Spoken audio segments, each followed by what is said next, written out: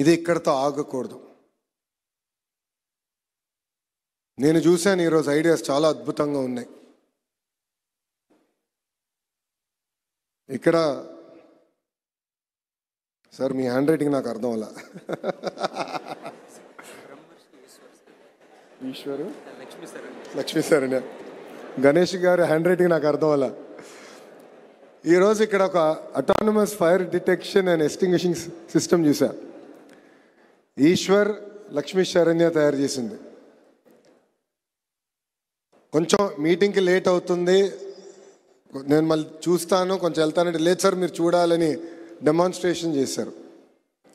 First అటెంప్ట్లో పనిచేయాల, second అటెంప్ట్లో కూడా పనిచేయలేదు, third అటెంప్ట్లో కూడా పనిచేయలేదు. పాపం ఈశ్వరతో చాలా బాధపడ్డాడు. నాతో ఫోటో దిగుతూ కూడా ఫెయిల్ అయ్యాను, చేయలేకపోయానని. మళ్ళీ అతను వెళ్ళి సార్ మీరు ఇంకొక స్టాల్కి వెళ్ళి రండి, ఈ లోపల దీన్ని సెట్ చేస్తానని చెప్పాడు. సెట్ చేశాడు, డెమాన్స్ట్రేషన్ చేశాడు.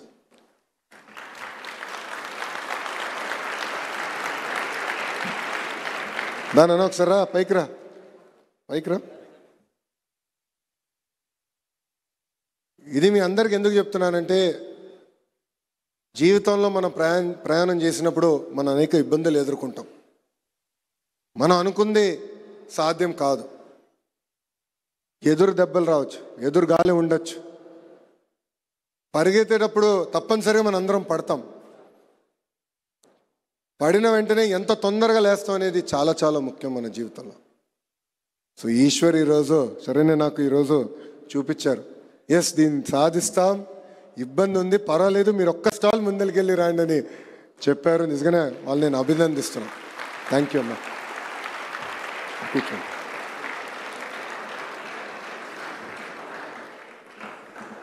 ఈరోజు దాదాపు 1256 ప్రాజెక్టులు చూపించారు.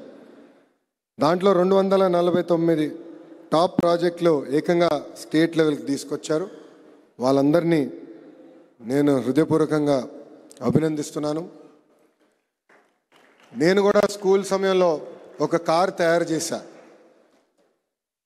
చిన్నప్పుడు కార్లు పిచ్చి చాలా ఎక్కువ నాకు.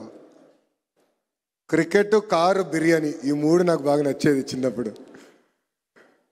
సో నేను కూడా కారు తయారు చేసినప్పుడు మొన్నటి వరకు అనుకున్నా కారు తయారు చేశాను చిన్నప్పుడు అని. కానీ మీ ప్రాజెక్టులు చూస్తే అది వేస్ట్ అని తెలిపోయింది. చాలా ఇన్నోవేటివ్ ఐడియాస్. ఒక పక్కన కేంద్ర ప్రభుత్వం సహకారం, ఆంధ్ర రాష్ట్ర ప్రభుత్వం ప్రోత్సాహంతో అద్భుతమైన ఐడియాస్ ఈరోజు నాకు మీరు అందరూ చూపిస్తాం జరిగింది. ఈ సందర్భంగా కొన్ని స్టోరీస్ మీతో షేర్ చేయాలి.